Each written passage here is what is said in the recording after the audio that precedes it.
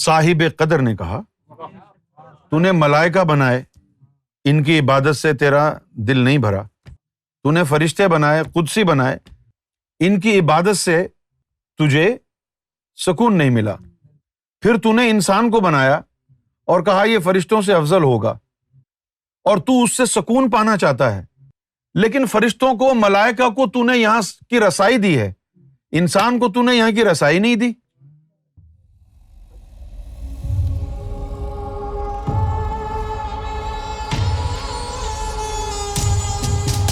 لیلۃ القدر کا جو لمحہ ہے، یہ لمحہ سب سے پہلے آدم صفی اللہ پر آیا تھا۔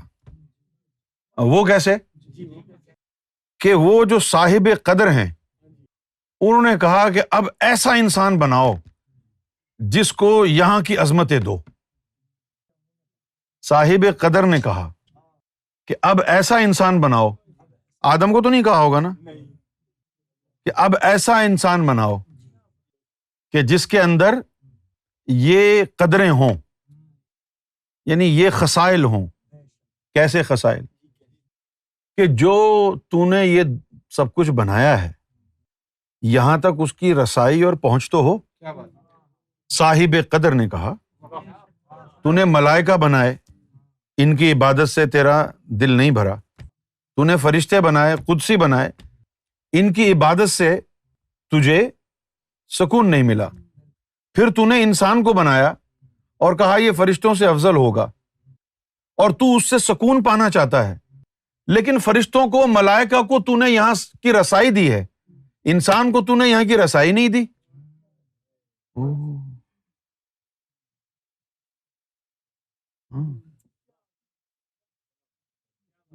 انسان کو تو نے رسائی نہیں دی یہاں کی۔ بھائی ملائکہ، فرشتوں کو بنایا، وہ تو گھوم رہے ہیں، کوئی ملکوت میں، کوئی جبروت میں، کوئی لاہوت میں، کوئی ادھر کوئی ادھر، اور ان سے افضل تو انسان بنانا چاہتا ہے، تو اس انسان کو تو نے رسائی دی نہیں نا۔ کیوں جی؟ اس کو تو رسائی دی نہیں نا، تو اس کو رسائی دے۔ تو یہ جو ہے لیلۃ القدر کا پہلا کرم تھا، جس کی بنیاد پر انسانیت کی معراج ہوئی ہے، جس کی بنیاد پر معراج ہوئی۔ ورنہ عزازیل تو دوستوں میں سے تھا، اس کو جو دل کو چوٹ لگی نا، وہ یہ لگی، اس کے ذہن میں، ابلیس کے ذہن میں یہ ہے کہ یار میں تو عاشق تھا، اچانک یہ ایسا آدم بنا دیا، مجھے کانوں کان خبر نہیں لگنے دی۔ لیکن اس کو نہیں پتا تھا کہ یہ لیلۃ القدر کے وقت آیا ہے کہیں سے مشورہ۔ سمجھ میں تو نہیں آ رہی ہوگی بات۔ اس کو لگا کہ اس کو جو ہے he has been subjected to a great enormous betrayal۔ یار یہ اچانک بغیر بتائے یہ کیا ہو گیا؟ کیونکہ اس کے ساتھ کیا ہوا، وہ تو قوم جنات سے تھا، اور قوم جنات سے ہو کر اس نے عالم ناسوت کے چپے چپے پر جو ہے سجدہ کیا، عبادت کی، اور پھر اللہ تعالیٰ نے اس کو پروموٹ کر کے ملائکہ کا سردار بنا دیا۔ تو اس پر تو جو ہے اس کا میٹر گھوما ہوا تھا کہ لو جی میں تو قوم جنات سے تھا، اور جی میں تو عالم بالا کے ملائکات جو ہیں ان کا جو ہے میں اب سردار بن گیا ہوں۔ اتنی ترقی، زمین سے وہاں پہنچ جانا، یہ تو ممکن ہی نہیں ہے۔ اور پھر جب اس کو پتہ چلا ہے کہ اب نیا ایک آدم بنایا ہے، وہ تو عالم احدیت تک پہنچ جائے گا، اب یہ کیا کیا یار، ساری کی ساری ہماری چودراہٹ دری کی دری رہ گئی۔ یہ لیلۃ القدر کا ہی وقت تھا کہ جب یعنی اس کو کہا کہ تو عرش کے پائے پر اپنے حبیب کا نام ساتھ رکھ۔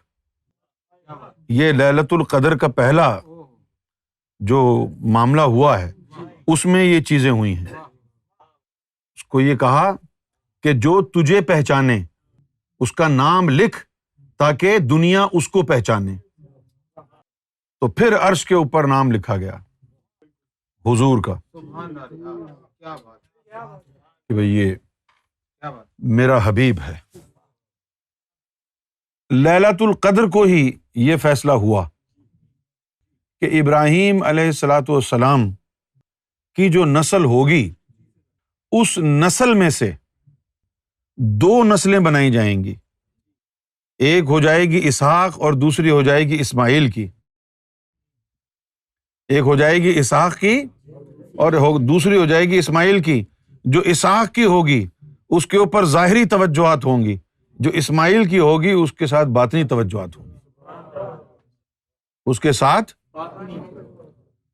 باطنی توجہات ہوں گی. یہ سارا جو ہے لیلۃ القدر کی یعنی کرم نوازی یہ سمجھ لیں.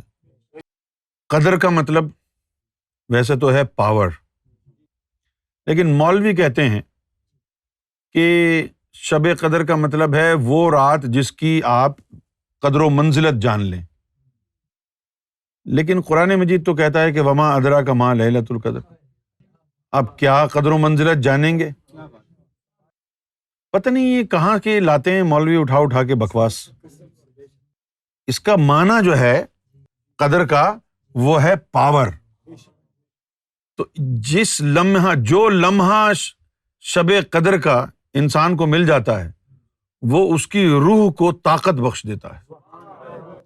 اتنی طاقت بخش دیتا ہے جو اچھا اب یہ بات جو ہے آپ نے توجہ سے سننی ہے. ایک رات میں اتنی طاقت اسے بخش دیتا ہے کہ اگر ساری زندگی 1000 مہینے تک بھی اس کا قلب ذکر کرتا رہے تب بھی اتنی طاقت اور نور نہ بنا سکے. جو وہاں پر لکھا ہوا ہے نا کہ 1000 مہینوں سے افضل ہے، تو وہ 1000 مہینے جو ہیں ظاہری عبادات سے ان کا موازنہ نہیں کیا گیا، مومن کی عبادت سے موازنہ کیا گیا ہے، ذکر قلب سے. 1000 مہینے تک دل اللہ اللہ کرتا رہے تب اتنی طاقت نہ بنے جتنا ایک لمحے میں لیلۃ القدر میں وہ طاقت رب کی طرف سے، اللہ کی طرف سے وہ طاقت مل جائے آپ کو.